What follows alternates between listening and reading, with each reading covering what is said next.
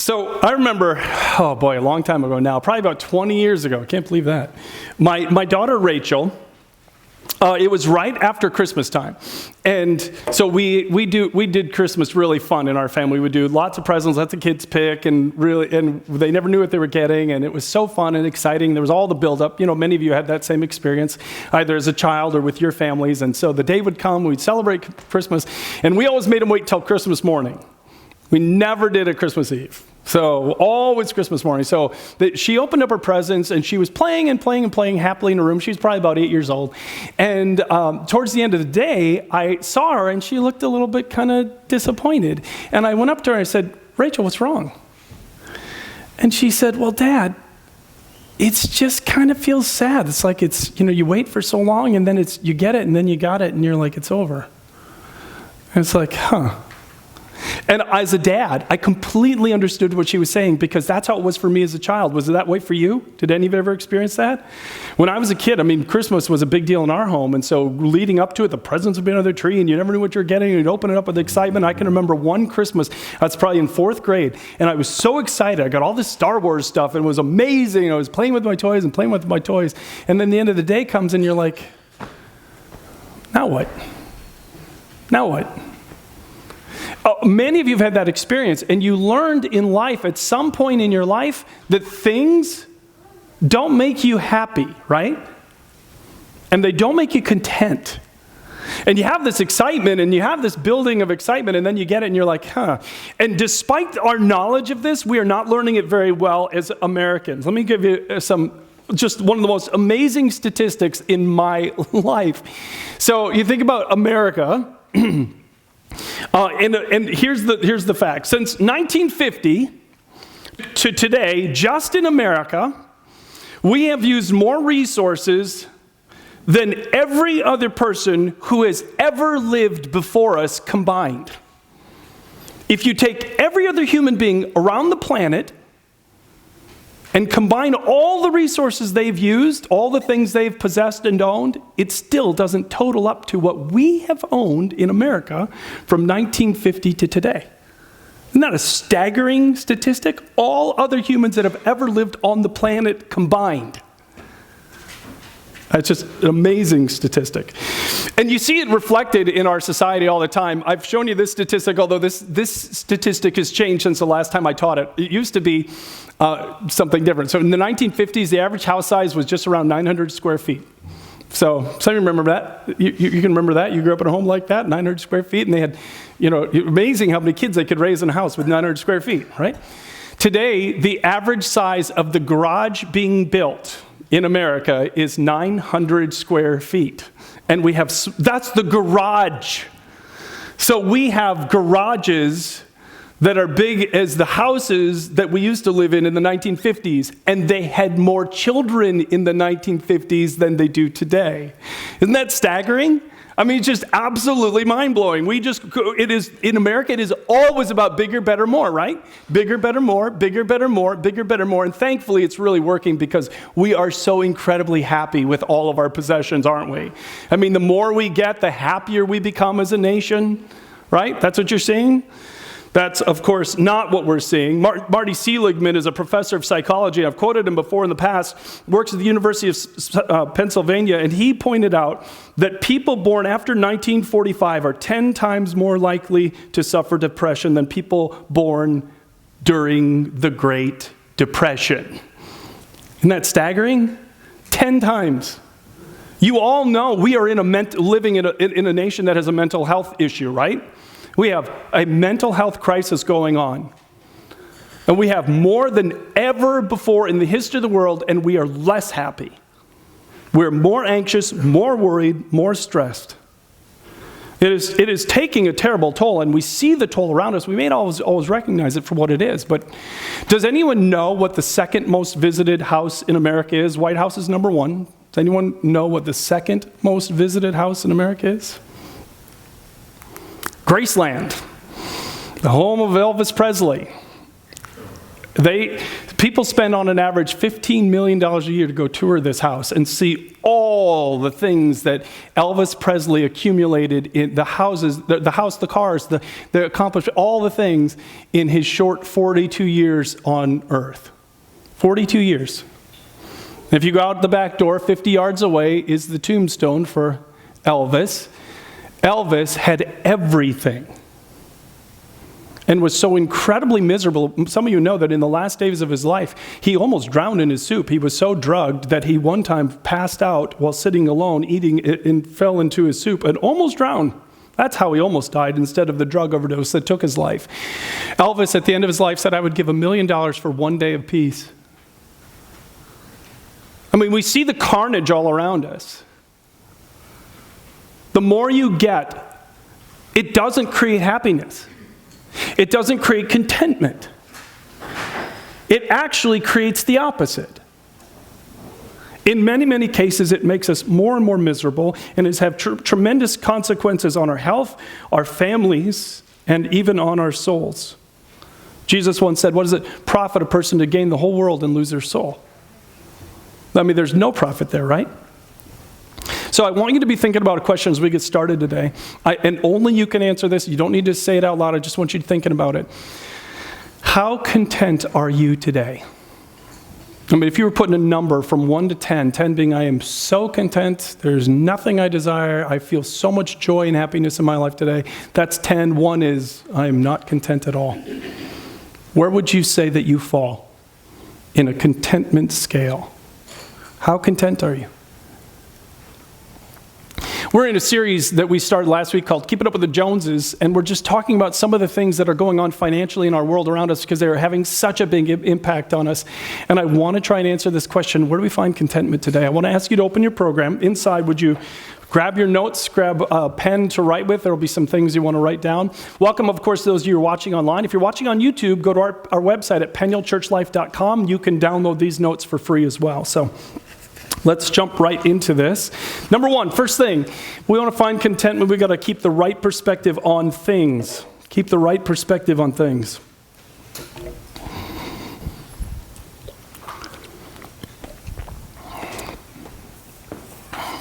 All right.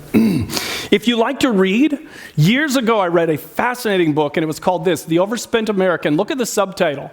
Why We Want What We Don't Need. What a great, a friend loaned me this book. It's like, this is an amazing book. And it talks about what's going on. Why is it that from 1950 to now, we have accumulated more possessions than every other human being that's ever lived in the history of the world? And we're not slowing down. Why? Why do we want what we don't even need?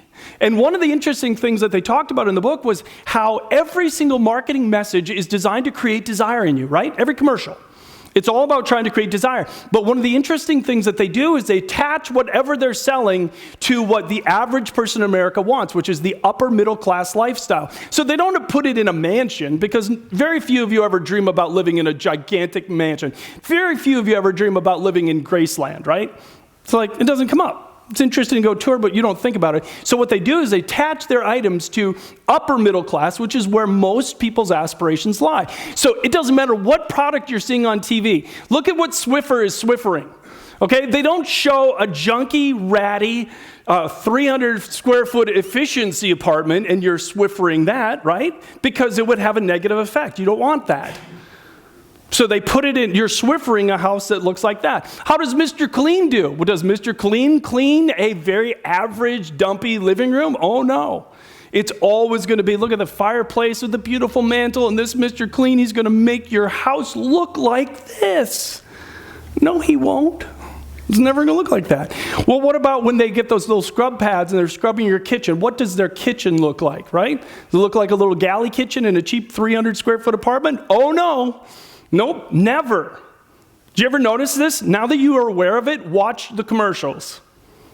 They will always point you to upper middle class, because that's what they're trying to attach, because the goal of every commercial that you have ever watched is one word. It's this word. Matter of fact, would you write that word somewhere on your notes? Write that word somewhere on your notes, because this is the key word. This is what is creating such a gigantic mess in America today. It's about desire. They want to create this desire in you and I so we go get it, right? Once we get desire, then we're going to move towards action. So that's what they're after. And they're really good at it. And you can see it in just looking at 3 key indicators in American society today. Personal debt. How's that going? Well, we talked about it last week. We have set the all-time record for credit card debt. We are about to pass $1 trillion in personal credit card debt. The all-time record, about to happen. We have never had so much debt as a nation individually. We have more than ever before in the history of the world, and we have more debt. Because we have to keep buying, right? Well, how about personal savings? What's happening to that in America? Catastrophic. For a little while, we had a negative savings rate because we just couldn't spend fast enough. How about personal giving? Do you know that per capita, Americans gave a higher percentage of their income during the Great Depression than they do now? Isn't that just a staggering statistic? They were struggling to survive, and they gave a higher percentage of their income away during the Great Depression than we do now. Why? Because I got to keep more. Why? Because I got to buy more. I've maxed out my credit card, I have nothing in my savings account, and I certainly can't afford to give because I want to keep buying. They're really good at their job, aren't they? All they do is constantly tell you, you don't have enough, you don't have enough. Matter of fact, they actually had to, if I were to ask you, what's on your desire list? I'm going to come back to that in a minute. What's on your desire list? Did you know that 61% of consumers always have something they look forward to buying? 61%. So what's on your desire list? What is that thing that you're like, oh, I can't wait to get this. I can't wait to get this. Matter of fact, they had to coin a new phrase for Americans. Here's the new phrase: retail therapy amnesia. You ever heard this? This is a purely an American phenomenon. It is the excitement that you feel when you come home at the end of your day and you have Amazon packages on your step and you can't remember what you bought. Right? Only in America do we buy so much stuff that we can't even remember what we bought. Retail therapy amnesia. Are you getting the state of the problem here? And again, how's it working? We're becoming so happy because we have so much stuff, right? There's a psychologist named Patricia Dalton, and she was talking about this consumerism and this materialistic mindset, and she said it used to be confined to the holidays, right? That's how it was in my generation and the generation before. It used to be just around the holidays, maybe around your birthday, but other than that, it just wasn't that big a deal. Now it's obviously year-round. She said she works with unhappy people trying to fill the emptiness of their lives by spending, and then they come to a counselor or a psychologist trying to figure out what's gone wrong in my life. She said to pay for all their junk, people now work so hard they're ruining their marriages, their families, their health. She said, and they feel spiritually empty. And that's a second question for you. You know, I've already asked you how you feel in terms of contentment, but how do you feel in terms of your spirituality? Do you feel spiritually empty? Because a materialistic thing can never, ever, ever make you happy. And there's a reason it can't. Look at this verse. Paul said this. He said, I consider everything a loss compared to the surpassing greatness of knowing Christ Jesus my Lord, for whose sake I have lost all things. He said, I consider them rubbish, that I may gain Christ. I love this phrase. He said, when I think about things, I think about them in the right perspective. Everything I could own, everything I could buy, everything I could possess is just rubbish. That's all it is. It's just all rubbish. It's just rubbish. This is where, we're that nation since 1950 that's been accumulating. You want to see where all those accumulations went? Right there. There they are. In their inevitable home in the dump. He said they're rubbish. Now, when they first are created, of course, they're beautiful rubbish. I mean, really pretty rubbish. Some of you have absolutely gorgeous rubbish. I mean, your rubbish is so pretty. You have the nicest rubbish I have ever seen. So, right? But it's rubbish nonetheless. You don't believe me? At one point, this was somebody's prized possession. They drove it off the lot, brand new. They showed it off to family and friends. They couldn't wait for everybody to see it. And now where is it? rotting in a field. It's rubbish. At one point, this was a mansion.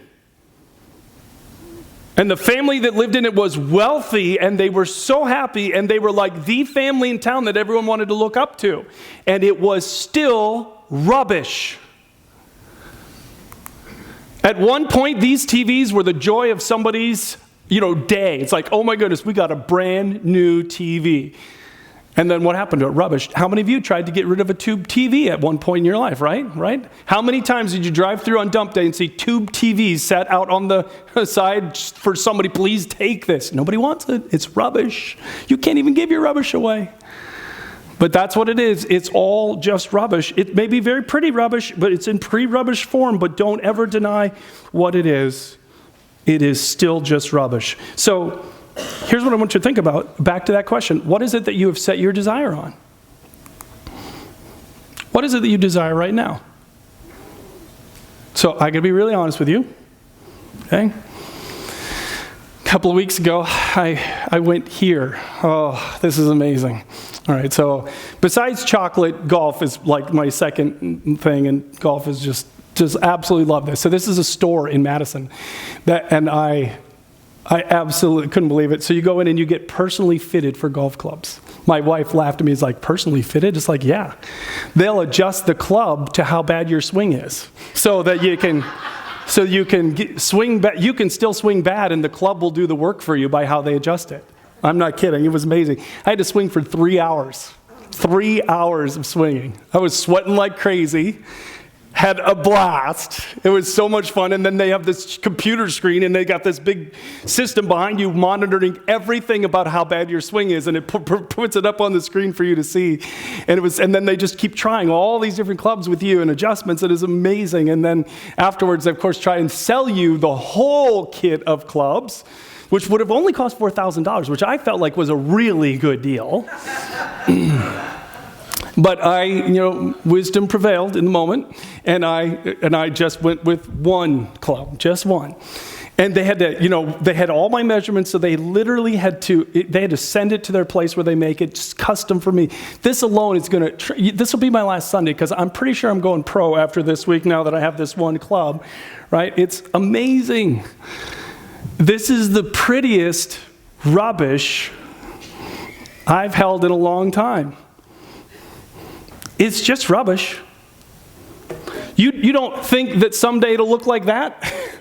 That it'll be sitting in a garage? Until someday somebody just throws it away. And it'll be gone, right? Or do some of you think that's eternal? This is how Paul weathered the society that he lived in. He kept the right perspective on things. It's all just rubbish, people. It's all just rubbish.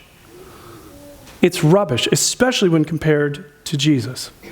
So, my question for you is this, and I can't fill this blank in for you, only you can. I will be content when what? What is it that you think that you have to get before you're going to be content? Some level of income, some level of success?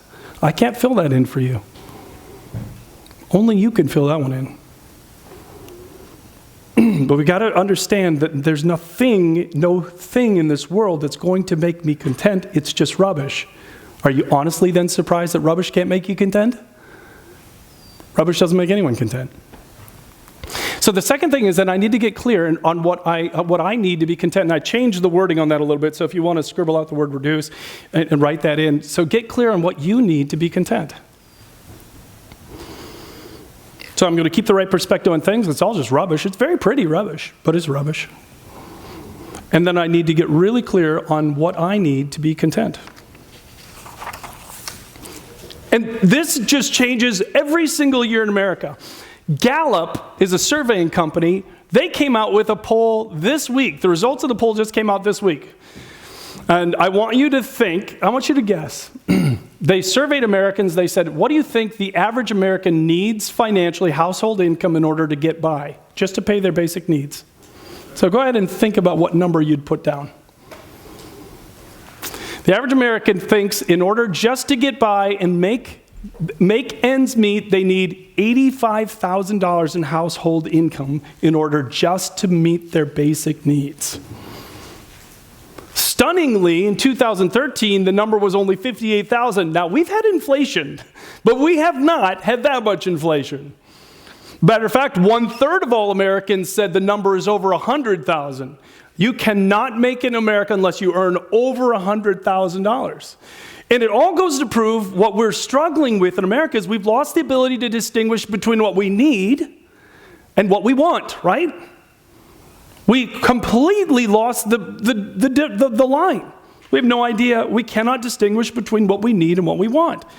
And so we think we need to own a house, have new appliances, cable TV, eating out, bigger, flatter TVs, new and newer cars, new cell phones, vacations, on and on and on. And we think we can't have these things, that they are needs, and we've lost the ability to distinguish between them. Paul put it this way, though. He said, we brought nothing into the world, we can take nothing out of it, but if we have food and clothing, we will be content with that. Now, all of you who've ever been in the room at the birth of a child know that the first part's true, right? Every mom's like, hallelujah. They didn't come in with a flat panel TV into the world, right? They only came just themselves, nothing. They didn't have shoes on, no clothes, no wallet, no purse, nothing. They came into the world naked. And every one of you who's ever been to a funeral, I don't care what they put in that coffin. And sometimes they put all kinds of things in the coffin. That person doesn't care at all. Zero. They brought nothing in, they will take nothing out. Because God doesn't care about having rubbish in heaven, right? Doesn't care about rubbish in heaven. And so he says, so all I focus on, he says, I just want the food and clothing. He said, if I have that, I'll be content with that. And so he really got clear about what he needed. Now, he was a single man. He was a tent maker. He could make his own shelter, right? We need shelter in Wisconsin. We may not need it right now, but we're going to need it in 6 months, right?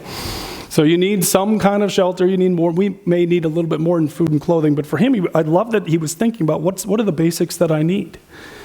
So in my life, in order to be content, I need the basics. I need again, we don't define everything as a basic. It's just, what do you need? I need food, I need clothing, I need shelter. And one of the interesting things to think about is spend a little time thinking about what you don't need. I don't need to own a house to be content. I own a house, I don't need to.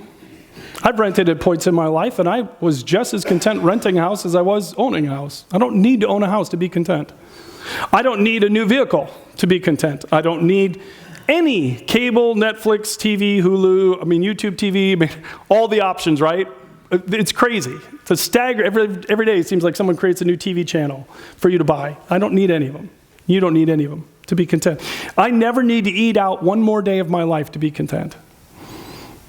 That's a hard one for a lot of people in America today. They literally think they have to eat out or else they're missing out. I never need a gym membership. I don't ever need to pay for an expensive vacation. I don't need that to be content. I don't need to golf to be content. I love golfing, but I don't need it. If I never golfed again another day of my life, I could be content. So think about not just what do you need, but what don't you need. It was interesting. I was listening to a pastor who was teaching on this subject recently, and his church is a big church, and they support an orphanage in a third world country. Every year, not only do they send money, they take a team of volunteers to go work at the orphanage every single year. He said, so these kids in this third world country, they have nothing except what the orphanage provides. They get daily meals. They have a simple bedroom that many of them share with simple beds. They have only a few changes of clothing, period. Matter of fact, they just keep the clothes stacked in one pile, and every day a child goes over and takes out of the stack. Nobody owns anything. They have nothing. And the number one comment he hears year after year after year on this mission trip is, how come these kids are so happy? And every year, these Americans are just stunned that you can be happy without things. It's the number one thing he hears every single year. Because you don't need rubbish to be happy. You don't need it. You don't need it to be content. So, first question then, Do I have what I need today? Do I have just what I need today? And I want you to answer that question. Do you have what you need today? Yes or no? I mean, I have all that I need today.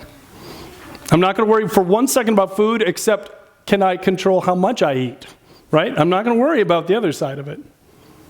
I'm not going to worry about shelter today. I'm going to have what I need today. So the first question is already answered, yes. So I have 50% of what I need to be content. But there's one more thing I need today to be really content, and this is just crystal clear in my mind. I need Jesus to be content today. I need him. I need to be connected to him because he can give me something I will never find in this world. Peter put it this way. He said, though you have not seen Jesus, you love him. And even though you do not see him now, you believe in him and are, look at this, filled with an inexpressible and glorious joy. My question is, when was the last time that sentence in yellow was your experience? Have you ever been filled with an inexpressible joy? In other words, joy that was just so powerful, you couldn't even put it into words. You just couldn't help it. I mean, everybody could look at you and see the joy just pouring out of you. Is that your description of your life today? Did you have joy this week? This is just part of what he offers. Remember what Elvis said? He'd give $1 million for 1 day of peace. Do you know that Jesus offers peace? And literally it says in the Bible, it's a peace that passes all understanding. He offers us what we can never find in this world if we keep him. Remember the word that I had you write down? It's all about desire. It's all about desire. So, second question on your notes today. Do I have Jesus today? And then I put this verse on. I don't have it on your notes. If you want to write it down, it's just something I threw in. The psalmist said, whom have I in heaven but you? And he said this, I desire you more than anything on earth. Is that true for you? Do you desire Jesus more than anything on earth? That sentence really caught my attention this week. Because my honest confession to you right now is that I needed this message for myself this week. Because the truth is, I really got caught up with this one multiple times over the last year. That there is something in my life that I was not content about. And I haven't been able to solve it. And all of a sudden, when I was doing this message, remember that word desire? I realized I needed to apologize to God because I was desiring this more than I was desiring Jesus. And then once that happens, you lose Jesus. You won't have joy, and you won't have peace, and you won't have hope. For some of you, you're not content today. The honest answer to that scale of 1 to 10 is not a 10. And it's because you desire something in your life more than you desire Jesus. The good news is you choose. You choose what's most important to you. And you can choose to put him back in that top spot. To say to him, Jesus, I'm sorry. I've let myself desire something more than you, so I'm making the decision today to put you back in the spot where only you belong. And for me, it is a daily decision. Daily. I desire you more than. Is that where you're living today? So here's my two questions. Do I have the basics and do I have Jesus today? If I do, I have the basis for all of the I have the basis for living a contented life. Now, there's one last little piece. I'm just going to touch on this real quickly because you will not ever know true contentment until you deal with comparisons. Because you can do everything right up to this point, but if you don't learn how to handle the comparisons in the world that we live in, you will never, ever be content. Contentment won't stay. You can sit here today, right now in this time, and really can be kind of clear. Hopefully it's starting to get clear. Things are rubbish. Why am I surprised that more things won't make me content or happy or joyful? Rubbish doesn't make me happy, right? Because there's plenty of rubbish right now if you want to go get rubbish. You can just go and roll in the rubbish if you want to. But rubbish will never make you happy. But if I have the basics and I have Jesus, then that's the basis for my contentment in life. That's what I need. And I set my desire on him. above everything else. Great. So you get this really clear, and then you walk out here and you turn on the TV, and immediately it's all about comparisons again. Matter of fact, I don't respond to this, but I'd love to have you in your own mind answer the question, do you think that if you won the lottery this week and you won $250 million that you would be content for the rest of your life? Don't answer out loud. Just think out your answer to yourself. Oh, yes, if I only had $250 million, I would be happy. I would be content, right? You want me to show you how to destroy happiness and contentment if you did have $250 million? Just look at Scottie Pippen. So some of you who are basketball fans may recognize him. He was most famous when he played for the Chicago Bulls with Michael Jordan. His estimated worth, $250 million. It's just crazy to say $250 million. But as you can see from his jersey, later in his career, he played for the Portland Trail Blazers. And if you know anything about Portland at the time, they were owned by Paul Allen, co-founder of Microsoft.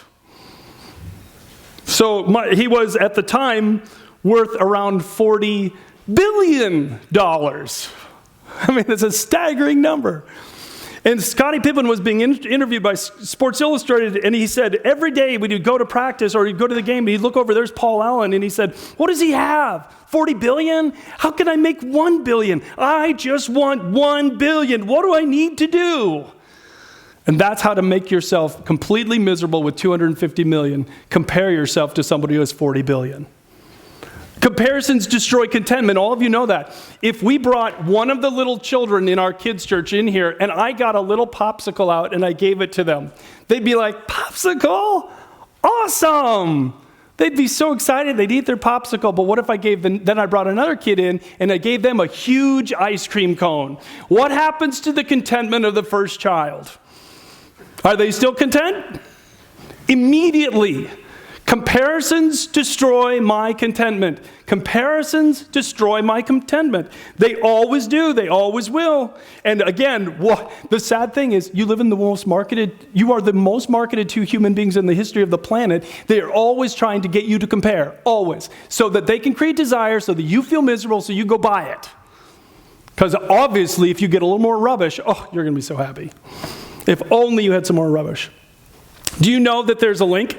They can tell by the amount of TV you watch and the amount of social media you consume, your happiness level. We know that as TV viewing and social media goes up, happiness goes down in that household. Because it's just all about comparison. I was talking to some of this last week, the world I grew up in, and we were talking about this. It's like, school year came to an end when I was in high school, and you didn't see most of your friends or neighbors or anything, right? I had no idea what happened to them. I went and worked as I did a summer job, and then we'd get back together in the fall, and you'd find out what they did, and you'd hear a little bit from a few of them. Oh, yeah, you went on a trip? Okay. But I had no idea what that trip looks like, and now all of a sudden, every single day, every single person living through the screen is bombarded with what everybody else is doing all the time. Look at them. They're eating out tonight. And look at their food. And look at leftover mac and cheese. Man, oh man, that's comparison. Oh, look at, they're going there. They're going there. Did you see where they're going? And you get to see pictures of everywhere they go, and the hotel they're staying in, the rental car they're driving, and the amazing vacation they're having. You're sitting there going, oh, I'm going camping. That's all I'm going to do. That's all we can afford to do. It's like all of a sudden comparison. It's a different world. That's why this is such a dangerous thing. Comparisons are found in the phone and on TV. That's why limiting that screen time, especially for children, is essential. It's absolutely essential, but it's important for us too, because the more we watch, the less content we are. But there's a solution. Every time you feel that discontentment rise up, there's something you can quickly do. First thing is you replace those comparisons with gratitude. First thing, the moment you feel it, you go right back to gratitude. The moment you feel that little twinge of jealousy or envy, you go right back to gratitude.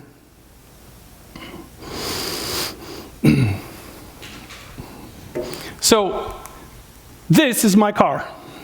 This is my 2004 Pontiac Vibe, parked in the street because I can only park it in the street because it leaks so much oil that we can't park it in the driveway. My wife gets mad at me if I park it in the driveway.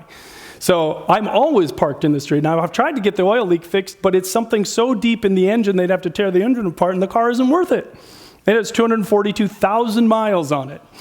So this is my vibe. As you can see, it's got a different colored door here. Yep, because it had been in an accident years ago. They just replaced it. It was close to gray, so they just put that up there. It's got some scratches along here. It's got rust along the bottom. If I showed you the trunk, there's rust along the bottom. There's a sunlight up here, and it leaks. So there's a little drip every time it rains. It just leaks, and my car always smells musty, and the passenger side in the front is always wet if it's raining. So I usually just put a towel down over there, and that's what I drive, and this is my car, and it's a go-kart engine. So that means I have to be careful if I get on the 4-lane and you push the gas down, it's like,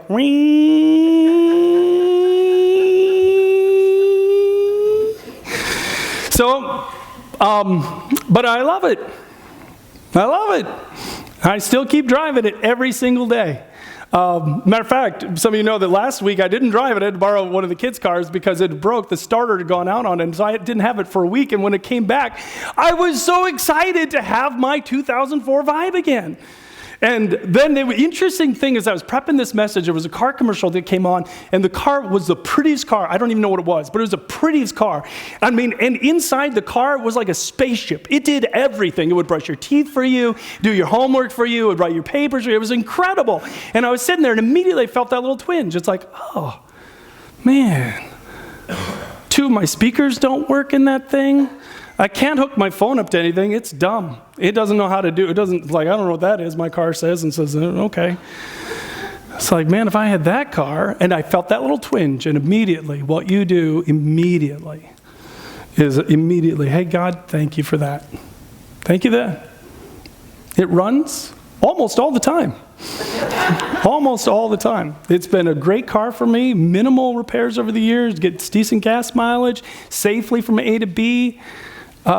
And I have a lot to be grateful for. I can't tell you how many times I've gotten in the car and seen the drip and smelled the must, and I'm like, ugh, and then all of a sudden I countered immediately, and I literally pat the console and I go, thank you, God.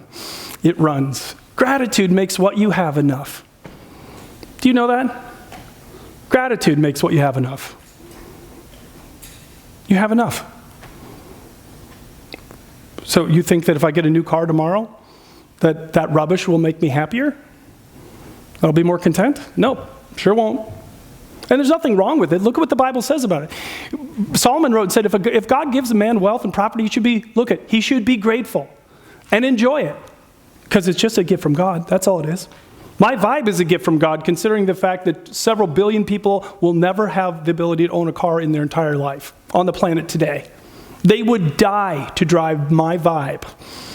They would die. This would be like they would think they've died and gone to heaven if they could get my vibe and drive it. Right? Isn't that true? So there's nothing wrong. It's not about feeling guilty. It's about being grateful to God. That's what he says. Be grateful and enjoy it. But don't think that it's going to make you content. But the other thing that is essential, and this is where Scottie Pippen got it all wrong, is if you really want to be content, compare down. Don't compare yourself with the guy that has 40 billion. Compare yourself with the guy who's going to have $40 and that's all he's going to live on all year. Now all of a sudden, do you think 250 million is enough? I want to show you a little video.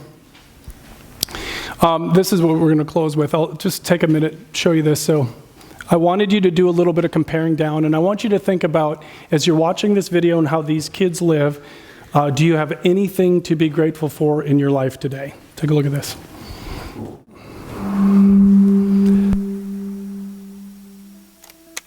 This little boy resides in Phnom Penh, the capital of Cambodia, and the wealthiest, largest city in the country. However, you wouldn't know it from this picture. This boy sits on broken wood with no shirt or shoes, feet buried in garbage. He seems to help paint a much different picture of a city once known as the Pearl of Asia. The photographer who took this striking image was this man. Hi, my name is Thomas and I am from Malaysia. I am a professional photographer based in Philippines, Cambodia, Indonesia, and Singapore. In 2008, I was visiting this trash mountain called Smoky Mountain in Phnom Penh. Smoky Mountain has since closed, but at the time was Cambodia's largest garbage dump and got its name from its obvious size and the black and gray smoke that rose from its scattered piles of burning trash. It's not a place you would want to visit, let alone work. This series of images is about this boy called Tira. He is from Phnom Penh, Cambodia. He is a scavenger boy who works in the trash mountain. Tira's childhood was rather difficult, and often he left hungry without food. He has to stop school in order to work in the landfill, collecting items that could be sold to the many junk shops for their recycling businesses. The work is often degrading, dangerous, and bad to their health, especially to the little ones, the children.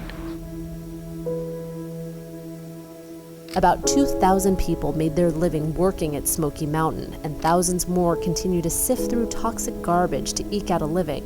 Many of these people are children. They work all day and into the night, with an average family of 6 earning about $2 a day. Now, how many of you have something to be grateful for? Isn't that amazing? Some of you hate your job. Do you wish that you were one of those kids living in Trash Mountain,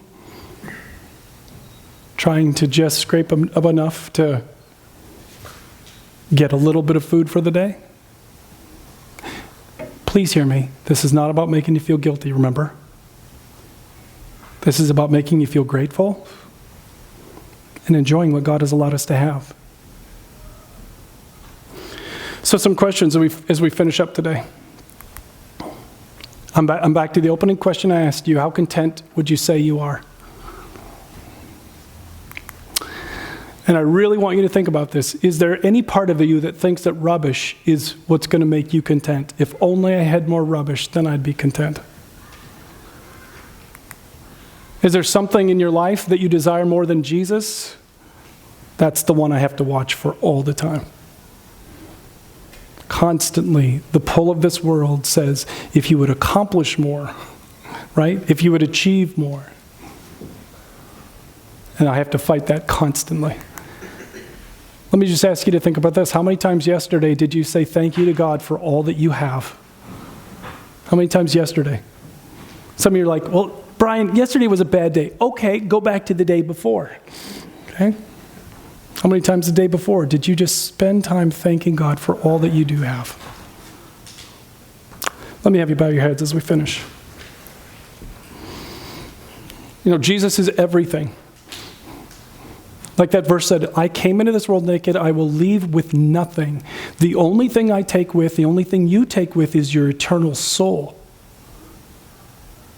The hardest part about this materialistic world that we live in is that the soul feels irrelevant because the world tells you it doesn't matter. The world tells you what you need is more rubbish. And yet the interesting thing is in those calm moments or when our lives fall apart, we realize the rubbish doesn't matter at all. People at the end of their life, they get that message that they only have a short time to live. They don't care at all about the rubbish. They care about what's real, and that's their soul. And your soul was made for God. And Jesus loves all of us so much that he came into the world on a soul rescue mission. Jesus embraced the rubbish of this world. He left perfection to come and live in this rubbish with all of us. And then he allowed himself to be hung on a cross to die for the things in our life that we've done that are wrong. Our debt was paid by another, by Jesus. And then he rose again, proving he is God's Son, and if you will turn to him, he will begin to put in your life what you cannot find in rubbish, joy and meaning and peace. And if you want him, with your head bowed, say something like this in your heart to him. Say, Jesus, I'm turning to you today. I need you. I need you, Jesus. Because I've chased so many things and I still feel empty and I need something more. Please, forgive me. I'm giving my life to you today. Come and make your home inside of me. In Jesus' name, amen. Now, as we finish up today, can I ask you all to grab this connection card out of your program? Even if you're a regular tender, just let us know that you were here. But maybe you asked Jesus to forgive you. You see this box right here? Or you renewed your commitment? Let us know about that.